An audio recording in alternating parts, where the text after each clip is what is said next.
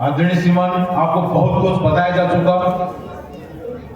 आप अपना कीमती समय देकर अपने नन्हे मुन्ने बालकों का उत्साहवर्धन करने के लिए लंबे समय तक यहाँ उपस्थित रहे मां सरस्वती के प्रांगण में। उसके लिए मैं समस्त विद्यालय परिवार की ओर से, इन नन्हे मुन्ने बालकों की ओर से आप सबका हार्दिक वंदन करता हूं, अभिनंदन करता हूं।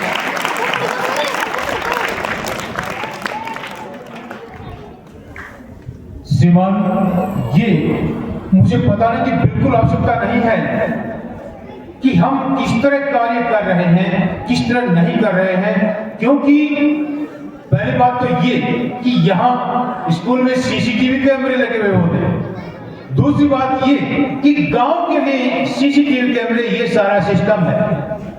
विद्यालय का स्टाफ, कौन से गुरुजी ने क्या क्या क्या पढ़ाया, क्या नहीं पढ़ाया, कैसे बच्चों के साथ ट्रीट किया, ये सारी की सारी कहानी आपके पास में प्रतिदिन पहुंच जाती है।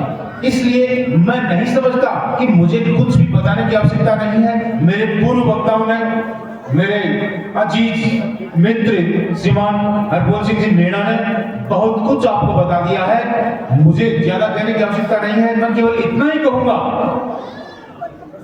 कि श्रीमान, इस समय जो क्रिटिकल टाइम निकल रहा है, आप देख रहे हैं, स्थिति ये है कि जो अमीर किस्म के लोग लगातार अमीर होते जा रहे हैं, मध्यम वर्ग पिछते जा रहा है। मध्यम वर्ग के पास में सबसे बड़ी ताकत यदि कुछ है तो वो ये नन्हे मुन्ने बच्चे हैं। यदि हम इस बात को नहीं समझे, यदि हमने अपना पूरा ध्यान इन बच्चों पर नहीं लगाया, अपना पूरा इन्वेस्टमेंट बच्चों की शिक्षा के लिए नहीं किया, तो मान करके चलिए कि हमारा पिछड़ना तय है।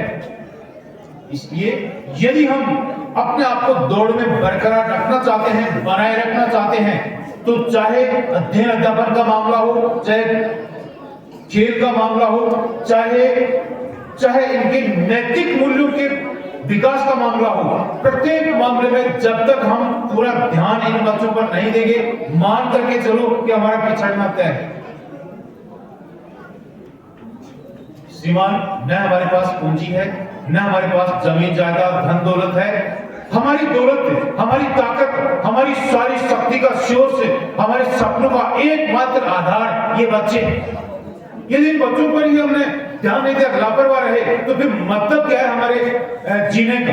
मतलब क्या है किसी प्रकार की उम्मीद लगाने का कि हमारे अच्छे दिन आएंगे? अच्छे दिन आने का सबसे बड़ा आधार यदि कोई है तो वो बच्चे। और मुझे नहीं लगता, मैं प्रत्येक बार यही शिकायत करते रहता हूं, हर फंक्शन पर यह शिकायत करता हूं कि भाई हम चाहे कितना भी इंफ्रास्ट्रक्चर विकसित कर लें, कितने भी मूलभूत सुविधाएं विकसित कर लें, लेकिन जब तक बच्चों पर पूरा ध्यान नहीं दिया, जब तक अध्ययन अध्यापन का सिस्टम बिल्कुल बढ़िया तरीके से नहीं चला, तब तक हमारे सारे प्रयास बेमानी हैं, किसी मतलब के नहीं।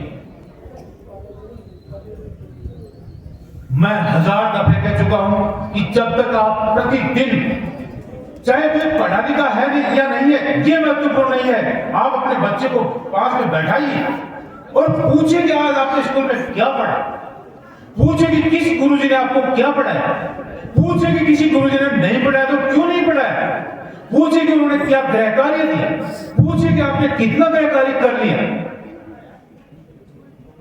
मैं नहीं समझता कि पूरे गांव में मुश्किल ही अपवाद स्वरूप ही कोई ऐसा अभिभावक हो तो अलग बात है, वरना मुश्किल ही कोई अभिभावक अपने बच्चे से पूछता कि आज तुमने स्कूल में क्या पढ़ा।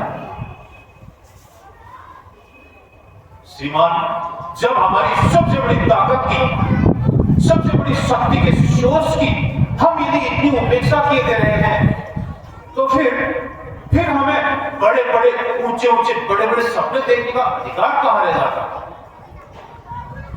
आप देख रहे हैं, इस पवित्र ये तपोभूमि है, यहां आने वाला प्रत्येक आदमी, यहां कार्यरत प्रत्येक आदमी, चाहे किसी भी स्टैंडर्ड का हो, चाहे प्रिंसिपल से लेकर चाहे चपरासी ही क्यों ना हो, यहां काम करने वाला प्रत्येक आदमी हद से ज्यादा वफादार, हद से ज्यादा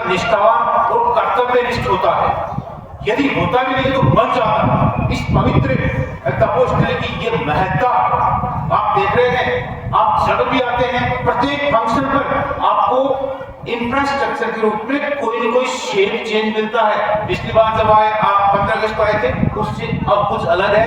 जब आप 15 अगस्त को फिर आएंगे तब निश्चित रूप से फिर कुछ अलग मिलेगा। लेकिन ये चीजें उतना मायने नहीं रखती जितना मैं जिस पीड़ा से गुजर रहा हूं उस पीड़ा को आप समझेंगे नहीं। कितनी दफा कहूंगा आपसे, यदि आप बच्चों का ध्यान नहीं देंगे फिर तो भविष्य अंधकार में होने से कोई नहीं रोक सकता, भगवान भी नहीं रोक सकता। श्रीमान, मैं प्रत्येक बार यही कहता हूं कि मैं हालांकि अपनी तरफ से कोई कसर नहीं छोड़ना चाहता। मेरा स्टाफ मेरे संकेत पर काम करता है, पूरी क्षमता से, पूरी शिद्दत से, पूरी बहादुरी से काम करता है।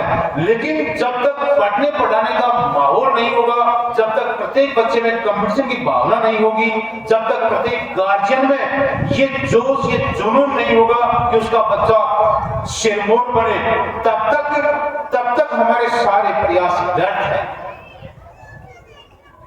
मैं उम्मीद कर सकता हूं कि आप मेरी पीड़ा को आगे बढ़ने के लिए जिस चीज की सबसे अधिक आवश्यकता है उस आवश्यकता को आप समझेंगे, ऐसी मेरी धारणा है। मैं जैसा कि पहले ही बता चुका हूं, आपको बहुत ज्यादा परेशान नहीं करूंगा। बार बार यही बात कहूंगा कि भाई जब तक हम बच्चों की शिक्षा पर, बच्चों के स्वास्थ्य पर, बच्चों के खेलकूद पर पूरा ध्यान नहीं देंगे, तब तक कोई मतलब नहीं है बड़े सपने देखने। बड़े सपने देखे नहीं जा सकते, मतलब नहीं होगा। मतलब तो तभी होगा ना जब हम प्रयास करेंगे। ये तो हम हजार दफे कह चुके हैं कि खुद मरे बिना स्वर्ग नहीं दिखता। स्वर्ग देखने में मरना पड़ता और मरना कोई चाहता नहीं। इसलिए सुनी सुनाई बातों के आधार पर हम कहते हैं पंडित जी स्वर्ग के लिए ये कहते हैं, वो कहते हैं करोड़ पुराण में ये लिखा। नहीं, सॉरी, उससे कोई मतलब। खेल के संदर्भ में इतने दिनों तक सम्मानित ग्रामीण महानुभावों को बड़ी पीड़ा थी कि साहब यहाँ खेल की सुविधाएं उन्नत नहीं है, व्यवस्थित नहीं है, पीटीआई समर्पित नहीं है। लेकिन अब मैं आपको विश्वास दिलाता हूं, आश्वस्त करना चाहता हूं कि हमारे बीच पीटीआई जी आए हैं, नौजवान हैं, फुटबॉल के खिलाड़ी हैं। और अब जब कि आप 15 अगस्त को आएंगे, आप फुटबॉल की उच्च स्तरीय टीम यहां पाएंगे। जैसा कि चिरंजीव कैलाश ने आपसे कहा था, यदि ग्रामीण महानुभाव हमारा भरपूर सहयोग करें तो हम न केवल किसी खेल की इवेंट का आयोजन करेंगे, किसी टूर्नामेंट का आयोजन करेंगे, बल्कि एक सर्वश्रेष्ठ क्वालिटी की टीम जो राज्य स्तर पर विनर बने, इस प्रकार की टीम भी आपको प्रस्तुत करेंगे कुछ ही समय में। बहुत ज्यादा समय नहीं है, लेकिन हाँ, इसके लिए जैसा कि चिरायु सिकंदर ने बताया, प्रयास करना पड़ता है, बहुत जबरदस्त प्रयास करना पड़ता है। बिना प्रयास के कुछ भी नहीं होता भाई। आप चाहते हैं कि आप मैराडोना बने, आप चाहते हैं कि आप रोनाल्डो बने, आप चाहते हैं कि आप लियोनेल मेसी बने, लेकिन उनके पीछे कितना कड़ा, कितना खतरनाक संघर्ष है, उस संघर्ष को आप देखना नहीं चाहते, संघर्ष आप करना नहीं चाहते, और बिना संघर्ष की सफलता हासिल की नहीं जा सकती। सफलता हासिल करने के लिए आपको खतरनाक संघर्ष करना पड़ेगा, चाहे पढ़ाई के संदर्भ में हो, चाहे खेल के मामले में हो, चाहे किसी भी क्षेत्र में हो, दुनिया की जिंदगी के किसी भी क्षेत्र में क्यों ना हो, आपको कड़ी मेहनत करनी पड़ेगी। इतने लंबे समय तक आपने इस सारे सिस्टम को झेला। मेरे स्टाफ ने अल्प समय में बच्चों की तैयारी के लिए जो प्रयास किया, उसके लिए मैं उन्हें हार्दिक धन्यवाद देता हूं, बधाई देता हूं। स्टूडेंट्स ने 5-6 दिन में जबरदस्त मेहनत की और जितना हो सका उतना बढ़िया प्रोग्राम यहां प्रस्तुत करने का प्रयास किया। मैं विद्यालय परिवार की ओर से मेरे स्टूडेंट्स का हार्दिक वंदन करता हूं, अभिनंदन करता हूं।